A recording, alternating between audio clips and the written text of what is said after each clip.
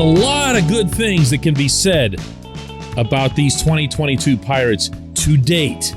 One of them that probably shouldn't be said is that they're scrappy. Good morning to you. Good Monday morning. I'm Dejan Kovacevic of DK Pittsburgh Sports. This is Daily Shot of Pirates. It comes your way bright and early every weekday. If you're into football and or hockey, I also offer daily shots of Steelers and Penguins where you found this. Pirates 5, Nationals 3 yesterday at PNC Park, despite falling behind 3-0, despite Jose Quintana looking pretty much like he's going to look over the course of this year, despite not a lot of offense early on, despite Brian Reynolds and Ke'Bryan Hayes both getting a day off, and of course, despite all of the fair and yet dire predictions for this team. Despite all of that. And whenever something like that occurs, there's a reflex to refer to them as scrappy.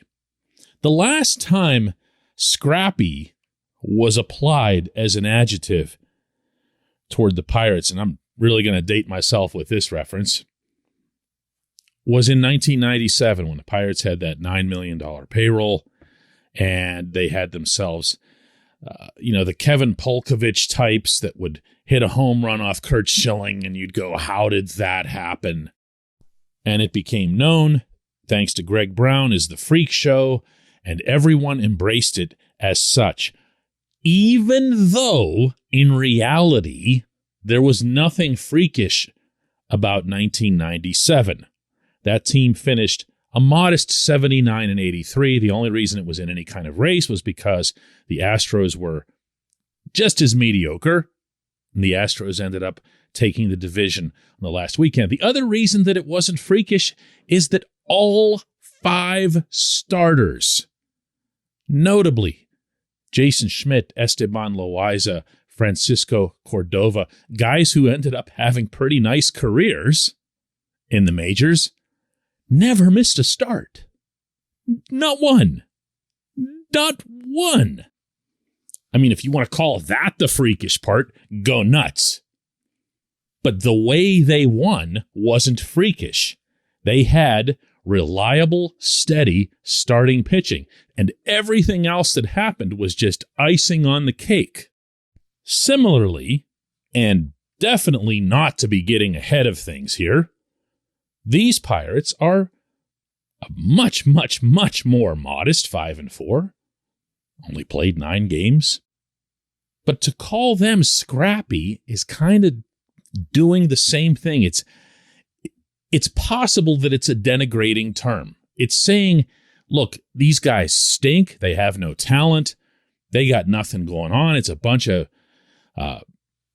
has-beens or never-weres. It's a bunch of Polkoviches getting it done. And that's just not the reality. This team, yes, they have players of that mentality, probably chief among them Ben Gamel, and here's what he had to say after the win yesterday. This team's won every game come from behind. I mean, this is a scrappy group. Yeah, and I think we knew that. How long is this flight? I hope we get stuck. I want to hang out, dude. No one really gives us a puncher's chance, and we're just going out there and having fun and playing baseball. Love hanging out, dude. Fine, call him scrappy. But to paint the entire picture as one of scrappiness misses a way more important point. This portion of Daily Shot of Pirates is brought to you by our friends at North Shore Tavern. That's directly across Federal Street from PNC Park. It's home of Steak on a Stone, an eating experience, underscoring the word experience. The steak is brought to you partially cooked on an 800-degree stone, and you do the rest. It's a ton of fun, it's a great meal, and it's a baseball atmosphere like no other in Pittsburgh. North Shore Tavern, right across Federal Street from PNC Park. You know what I don't think of when I think of Scrappy? I don't think of younger players who are legitimately talented, beginning to blossom, or further blossoming.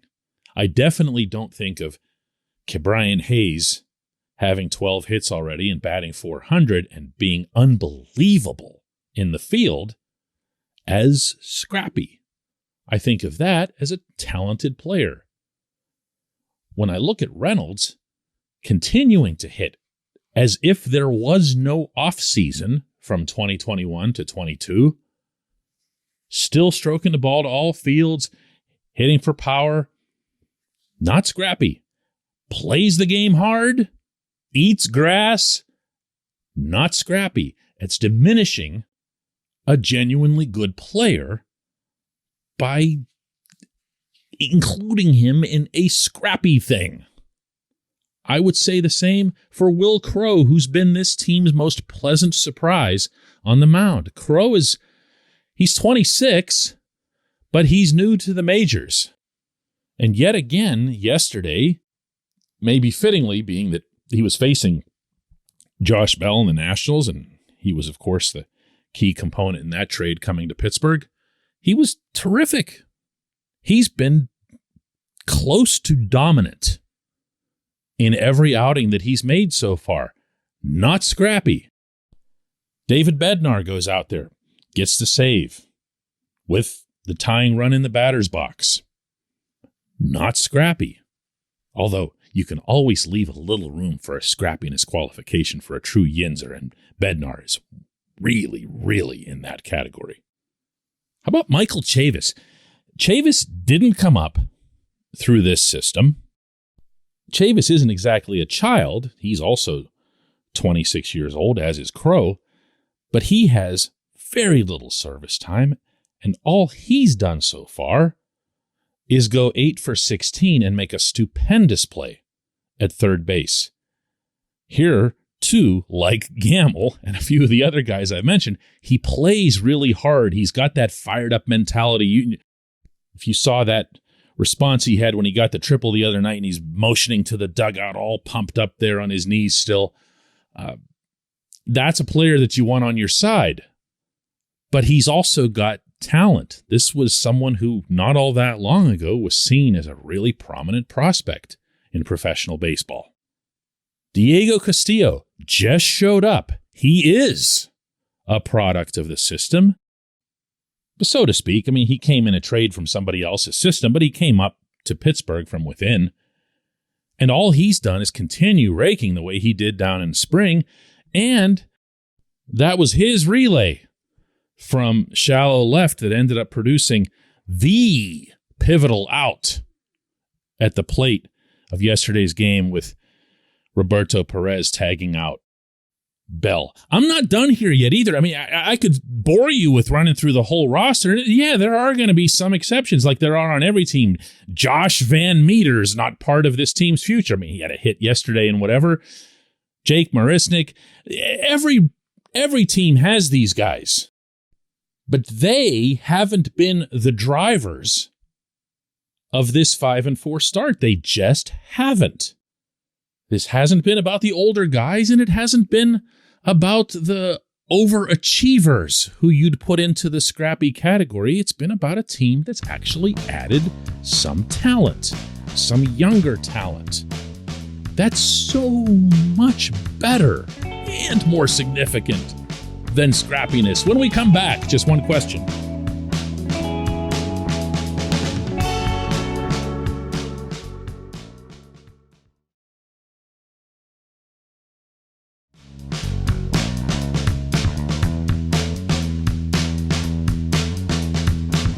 Welcome back to this exceptionally scrappy and yet talent-free episode of Daily Shot of Pirates. Today's J1Q comes from Rhett, who asks, so Dejan, I'm watching this game with my 11-year-old son. We're having a healthy debate about the lineup. To me, there is no justification for sitting both Reynolds and Hayes in game number 9. I would accept if one of them were DHing. Other than that, I see zero rationale for today's lineup. As you can tell from the way I read this, Rhett sent this during the game. And boy, did I get a lot of these during this game. People were furious about Derek Shelton's resting his two best players on the same day for a home game with the team playing pretty well.